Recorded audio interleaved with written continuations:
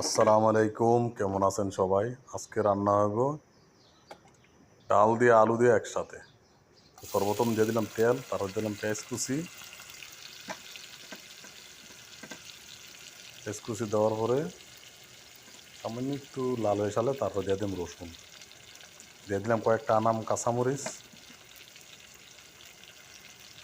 তো তারপরে দিয়ে দিলাম রসুন কুচি দিয়ে দিলাম।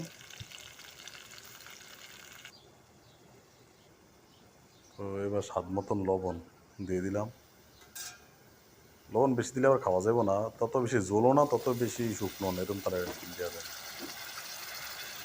তো দিয়ে দিলাম ডাল আর আলু, তারপর দিয়ে দিলাম টমেটো দিয়ে দিলাম। সামান্য সামান্য পানি আছে, তো পানিটা একটু টাইনে আসলে তারপর দিয়ে দিলাম সব রকমের মশলা। তো দিয়ে দিলাম হলুদের গুঁড়া, আর কিছুই দিলাম না, ব্যাস। এইভাবে রান্না করলাম।